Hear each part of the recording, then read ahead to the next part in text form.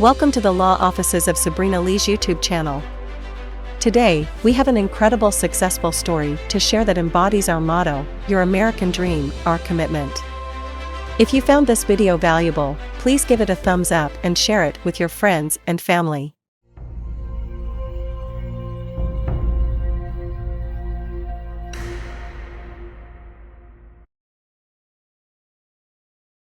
The client came to our office because she had filed an adjustment of status application on her own. With her I-485 application, she submitted a detailed account of her history with the Chinese Communist Party, acknowledging her voluntary membership and subsequent withdrawal from the party shortly before applying for her green card. However, 10 months later, she received a request for evidence, RFE, indicating that she had not provided sufficient information regarding her prior membership with the Chinese Communist Party. The RFE went on to request a waiver for the client's prior membership. Our client then contacted our office for help with the RFE.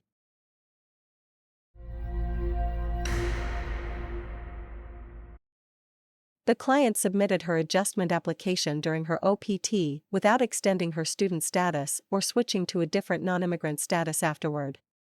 With her I-485 pending and her status uncertain, the consequences of denial were dire. She risked unlawful status and potential separation from her husband in the U.S. Understanding these high stakes, our team meticulously addressed each aspect of the RFE. Our office has a lot of experience with situations like this, and we knew that the RFE was asking for a waiver for our client's prior membership because it made her inadmissible under INA 212A3D. This ground of inadmissibility applies to any voluntary membership that was made after the age of 16 and within the last 5 years.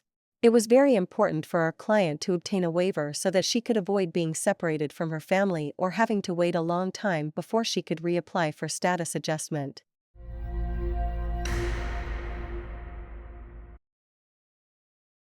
Our firm promptly embarked on crafting a persuasive waiver for the ground of inadmissibility.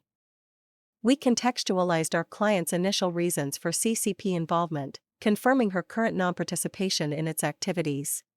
We then submitted a comprehensive legal brief affirming her strong family ties within the U.S., her status as a law-abiding resident, and the personal hardship she would face if returned to China. Thanks to our hard work and keen eye, the client's waiver was approved in just 22 days after submission, and her green card was, of course, approved shortly after the waiver approval.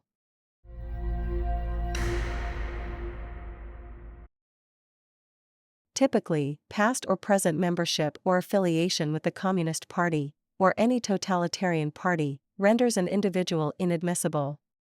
Yet, there are exceptions and waiver possibilities, especially for relatives of U.S. citizens or lawful permanent residents, LPRs. The waiver may be granted under the discretion of the Secretary of Homeland Security for humanitarian purposes, family unity, or the public interest, particularly if the individual is a parent, spouse, son, daughter, brother, or sister of a U.S. citizen, or as a spouse, son, or daughter of an LPR, is not a threat to the security of the United States, and warrants a favorable exercise of discretion. If you or someone you know faces a similar situation and requires the expertise of skilled professionals, look no further than the Law Offices of Sabrina Lee. Call us today at 213-375-8096 or at info@sabrinalee.law.